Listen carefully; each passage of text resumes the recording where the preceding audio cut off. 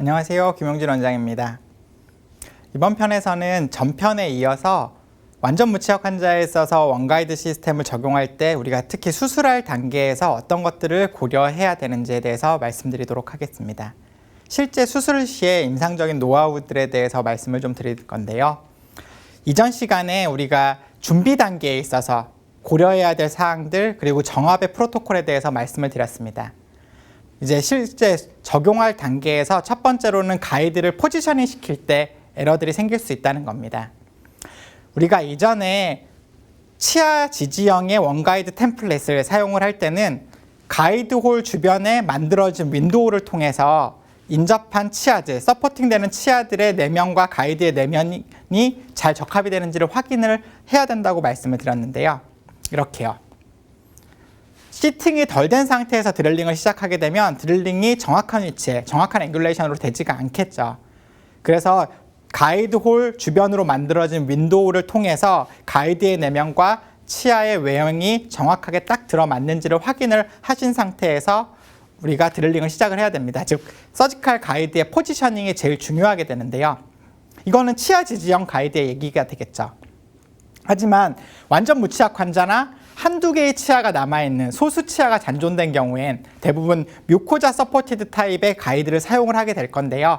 그럴 때는 반드시 아이디얼한 위치에, 정확한 위치에 포지셔닝이 되는지를 확인하기 위해서는 서지컬 템플릿, 즉 원가이드 템플릿의 보더가 충분히 연장이 돼야 된다고 말씀드렸습니다. 그래서 인상 체득할 때부터 저 보더에 대한 익스텐션을 해야 된다고 말씀을 드렸죠, 이전 단계에.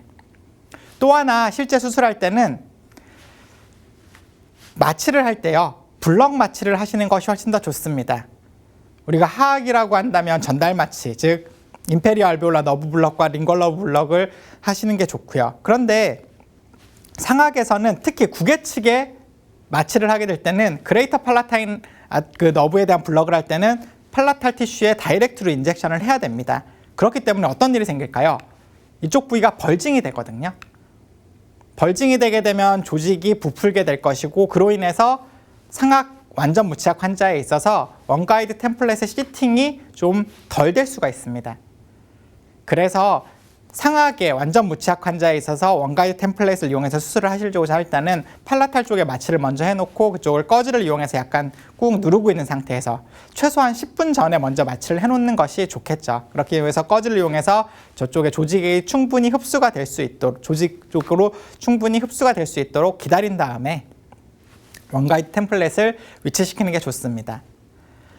또한 완전 무치약 환자에서는 우리가 원가이드 키트에 있는 앵커라는 앵커핀을 이용해서 고정을 하게 되는데요. 앵커 스크루를 이용해서 고정을 할 때 대부분의 경우 그냥 원가이드 템플릿을 알베올라 리지 위에 위치시키고 드릴링을 해서 고정을 하다 보면 가이드가 안착이 덜 된 상태에서 고정이 됩니다. 그렇게 되면 드릴링의 깊이가 얕아지게 되겠죠. 또한 임플란트의 식립도 덜 되게 될 것이고요. 이런 경우라고 한다면 서지컬 템플릿, 즉 원가이드 템플릿을 꽉 누른 상태에서, 즉 하방에 있는 진지바가 블리칭이 되는 걸 확인할 정도로 꽉 누른 상태에서 드릴링을 하고 앵커핀을 이용해서 고정을 해주시는 것이 이런 가이드가 정확한 위치에 시팅이 되겠죠. 조직의 어떤 탄성으로 인해서 다시 약간 리바운싱이 되기 때문에 가이드를 위치시킬 때부터 타이트하게 눌러주시고 앵커핀을 고정하기 위한 드릴링을 시행을 하고 앵커핀을 이용해서 고정을 하는 것이 훨씬 더 정확하다고 말씀을 드리고 싶습니다. 지금까지는 이제 가이드를 포지셔닝하고 고정할 때 고려해야 될 사항들에 대해서 말씀을 드렸고요. 다음으로는 드릴링을 하면서도 이 드릴 자체가 데비에이션이 될 수가 있습니다. 먼저 제가 첫 번째로 했던 원가이드 수술 한번 보시겠는데요. 자, 이 당시에 제가 원가이드 템플릿을 이용해서 첫 번째로 시도를 했던 케이스가 되겠습니다. 완전 무치약 환자는 아니었고요. 그 하악의 좌측 부위에는 치아가 저렇게 잔존을 하고 있었지만 여기서 보시는 것처럼 윈도우의 내면과 그 옆에서 있는 치아 사이에 갭이 보이시죠? 저 갭이 왜 있었을까요? 제가 플래닝을 할 때는, 인상을 체득할 때는 저쪽에 템퍼러리 크라운이 있었는데요. 수술할 땐 템퍼러리 크라운을 제거한 상태에서 수술을 한 거거든요. 그러니까 저렇게 갭이 있으니까 저 가이드가 자체가 완벽하게 시팅이 될 수는 없었겠죠. 그리고 오른쪽에는 완전 무치약이었습니다. 오른쪽 부위에는 잔존 치아가 없었거든요. 그런데 고정도 하지 않았고 가이드의 보더 자체가 많이 익스텐전 되지는 않았습니다. 자, 그래서 어떤 일이 생겼냐면요. 이렇게 됐어요. 드릴링이 데비에이션이 되면 당연히 그 드릴링이 된 데를 따라서 임플란트가 들어갈 것이기 때문에 임플란트의 식립이 저렇게 데비에이션이 됩니다. 대부분의 경우에 대부분 버컬 쪽으로 데비에이션이 많이 되겠죠. 그래서 가이드 시스템이라고 다 좋은 건 아니고요. 우리가 적용하는 임상적인 상황에 따라서 어떤 부가적인 고려 그리고 부가적인 처치들을 해줘야만 가이드 수술의 정확성이 높아집니다. 이전 시간에 서지컬 템플릿, 디지털 가이드 서지컬 템플릿을 그 지지 방식에 따라서 세 가지로 분류해 볼 수 있다고 말씀을 드렸습니다. 치아 지지형, 치아 점막 복합 지지형, 그리고 점막 지지형. 그런데 제일 어려운 케이스가 점막 지지형보다는 치아와 점막의 복합 지지형인 것 같아요. 점막 지지형도 마찬가지고요. 우리가 어떤 일들이 생기냐면 진지바의 텐션을 생각을 하셔야 되는데 아무리 가이드 템플릿이 정확하게 만들어졌고 그 가이드 시스템이 정확한 시스템이라고 하더라도 우리가 그거를 통해서 드릴링을 할 때 이 템플릿의 안정성이 떨어지게 된다면 드릴링의 데비에이션이 필연적으로 발생할 수밖에 없습니다. 우리가 드릴링을 할 때는 원가이드 드릴의 그 스타퍼가 가이드 홀의 탑을 누를 때까지 닿을 때까지 꾹꾹 눌러주게 되는데 하방에 진지바에 의해서만 서포팅이 된다면 진지바의 텐션 때문에 저렇게 디스탈로 틸팅이 되거든요. 마치 물고기의 꼬리를 생각하시면 될 것 같습니다.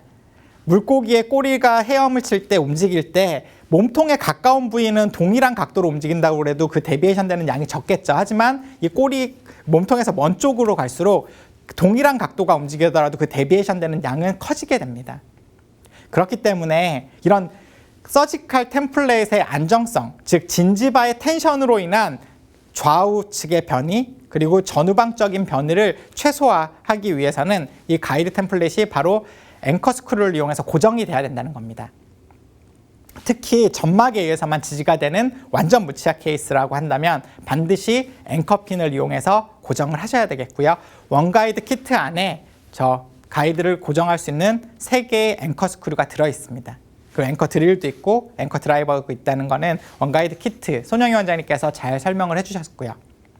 하지만 이것만으로는 부족한 경우가 생깁니다. 특히 사전에 만들어 놓은 임시 보철물을 이용해서 이미디어트 로딩을 하고자 한다면 임플란트의 식립의 정확성, 즉 드릴링의 정확성을 극대화해야 되거든요.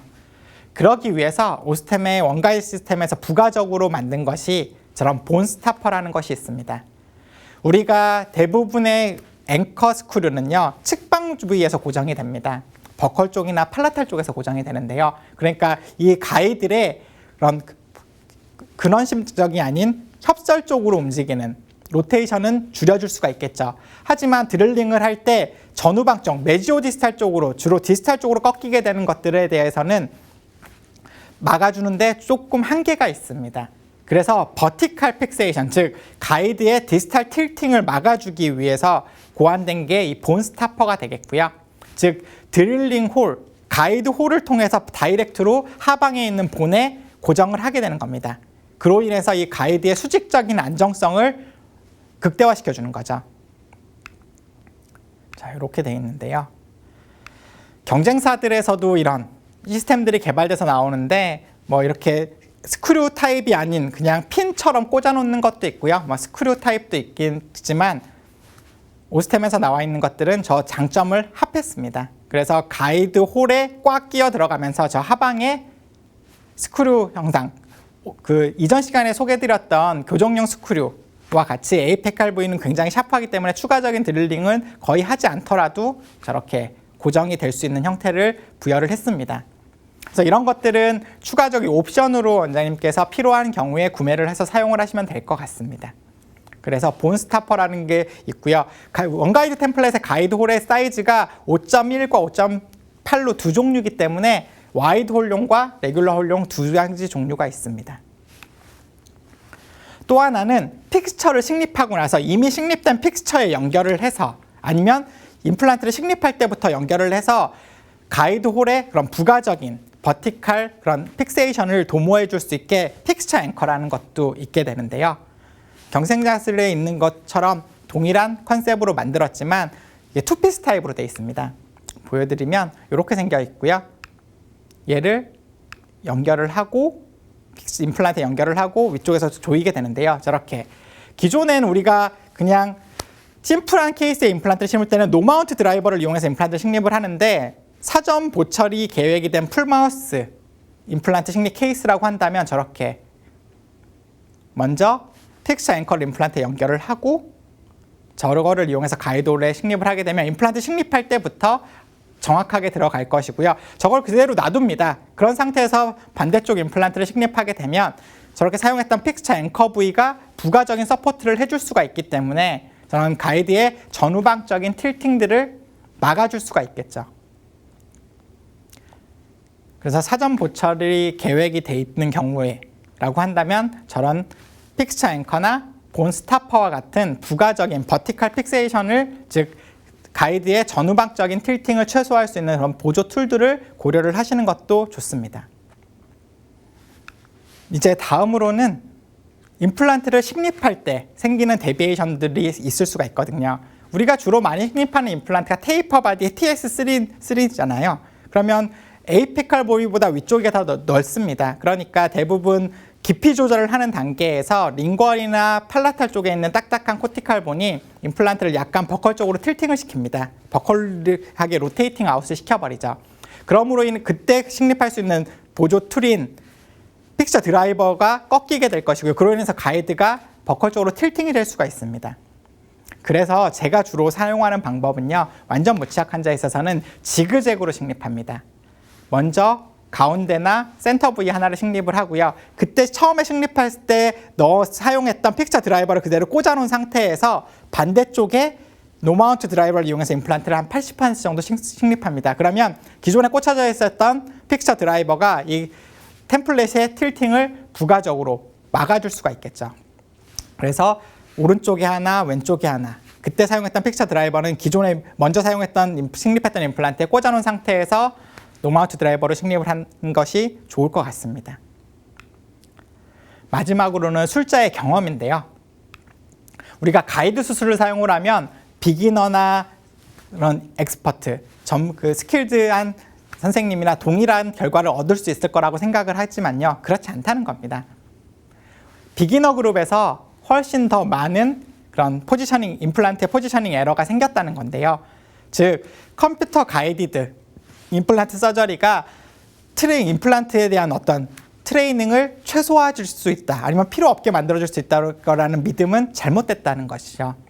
그래서 이게 신이 아니라는 겁니다. 디지털 가이드 수술이 전지전능한 신은 아니고요. 항상 임플란트 식립에 대한 기본적인 그런 술기들은 마스터하신 상태에서 도전을 하셔야지만 더 나은 결과를 얻게 해준다는 겁니다. 이를 바탕으로 제가 케이스를 하나 준비를 했는데요.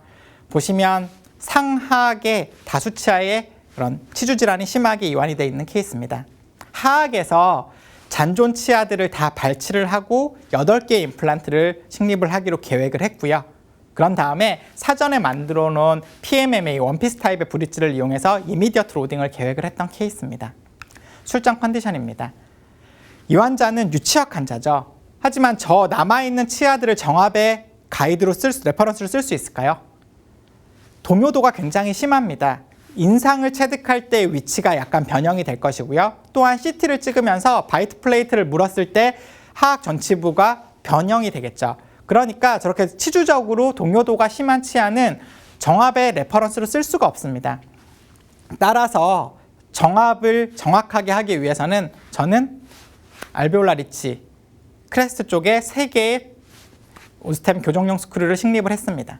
그런 다음에 저 위에 헤드 부위에 플로어블 레진을 이용해서 레디오페크 마커를 붙여주고요. 그런 다음에 인상을 체득하죠. 왜냐하면 사전에 보철을 만들어놔야 되니까 VD, 즉 바이트 레지스트레이션을 하셔야 되겠죠. 그런 상태에서 정압을 하게 되면 정압의 퀄리티가 굉장히 좋습니다. 하악, 상악도 마찬가지로 저렇게 플래닝을 했고요. 그런 다음에 보철적인 디자인을 해주게 됩니다. 플래닝 프로그램 상에서 하악의 잔존 치아와 상악의 발치할 치아들을 버추얼하게 발치를 하고요. 그리고 아까 체득했던 바이트를 이용해서 버추얼하게 디지털 마운팅을 하고 거기서 보철적인 디자인을 해주게 되겠고요. 저것을 바탕으로 하악에는 저렇게 원피스 타입의 PMMA 브릿지를 디자인을 해서 제작을 했습니다. 자, 먼저 발치를 시행한 직후에 3개의 앵커핀을 이용해서 가운데와 후방부의 좌우측과 우측에 고정을 해줍니다. 그런 다음에 드릴링을 해주고요. 통법대로 언가이드의 드릴링 프로토콜대로 드릴링을 해주고요. 자, 이제 임플란트를 식립합니다. 임플란트 식립할 때는 오른쪽에 하나, 왼쪽에 하나 지그재그로 왼쪽에 식립했던 저 픽처 드라이버를 그대로 꽂아두고 오른쪽에 하고요. 저렇게 오른쪽에 식립할 때 사용했던 픽처 드라이버를 꽂아놓고 왼쪽에 지그재그 방식으로 저렇게 임플란트를 식립을 해줍니다. 이로 인해서 버콜인 걸로 가이드가 틸팅되는 것을 최소화해주는 거죠. 자, 이렇게 한 상태에서 이제 가이드를 제거를 하고 사전에 만들어놨던 PMMA 브릿지를 어바트먼트와 같이 연결을 해줍니다. 연결할 때 모든 어바트먼트를 한 번에 연결하시려고 하면 안 되고요. 저렇게 3, 3, 4, 4 하나 혹은 2개씩 연결을 해서 하셔야지만 임플란트의 식립 패스와 보철물의 착탈 패스가 다를 수가 있기 때문에 저런 식으로 해주게 되면 좋습니다. 37번 임플란트는 임플란트 초기 고정력이 썩 좋지가 않아서 이미디어트 로딩에서 배제를 시켰고요. 나머지 7개의 임플란트를 이용해서 이렇게 이미디어트 로딩을 시행을 했습니다. 수술 직후에 찍은 PMM에 연결한 이후의 사진이 되겠고요. 임플란트의 식립 위치가 정확하게 들어갔기 때문에 미리 사전에 제작했던 원피스 타입의 프로비저널 레스토레이션이 정확하게 크게 어려움 없이 시팅이 된 걸 확인하실 수가 있습니다. 하악에 수술하고 나서 이제 상악도 총 8개의 임플란트를 식립을 했고요. 미리 만들었던 PMMA 브릿지를 이용해서 이미디어트 로딩을 시행을 했습니다. 수술한 지 4개월 지나고 나서 최종 보철물을 딜리버리한 이후에 찍은 사진이 되겠는데요. 앞서 제가 이전 시간에 말씀드린 것처럼 완전 무치약 환자에 있어서 이런 디지털 가이드 수술을 적용을 하게 되면 임플란트의 식립 위치가 굉장히 우수합니다. 보시는 것처럼 보철물의 센터에 임플란트가 식립된 걸 확인하실 수가 있고요. 그로 인해서 파노라마를 찍어도 굉장히 보기가 좋습니다. 상악도 마찬가지죠. 임플란트 사이에 패럴렐리즘, 평행도 좋고요. 위치도 좋고. 그로 인해서 보철적인 프로시저가 굉장히 간단해집니다. 또한 유지 관리에 있어서도 굉장히 우수해지죠. 수로 최종 보철물 딜리버리한 이후에 찍은 임상 사진이 되겠고요. 하악의 교환면 사진이 되겠습니다. 그래서 제가 생각하는 디지털 가이드 수술, 특히 완전 무치약 환자에 있어서는 여러 가지 에러들을 최소화할 수 있는 노력을 하셔야 된다는 겁니다. 스캐닝할 때의 전략, 인트라오랄 스캐너를 사용하실 수도 있겠지만 저는 컨벤셔널 인상을 한다고 말씀을 드렸고요. 그거보다도 더 중요한 게 레퍼런스로 사용될 수 있는 치아가 없는 상황에서 어떻게 머징을 정확하게 할 것인지 환자와 원장님의 임상적인 상황에 따라서 적절한 머징 프로토콜을 정하셔서 사용을 하셔야 될 것 같고요. 그리고 템플릿을 제작할 때의 오차도 최소화하셔야지 이런 다수치아가 결손된 경우에 있어서는 훨씬 더 정확하게 임플란트를 식립할 수가 있겠죠.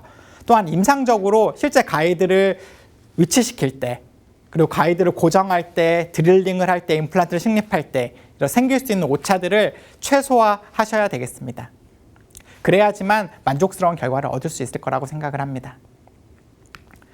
지금까지는 완전 무치약 환자에 있어서 원가이드 시스템을 적용할 때 준비 단계부터 실제 수술할 때까지 고려돼야 될 상황들에 대해서 말씀을 드렸고요.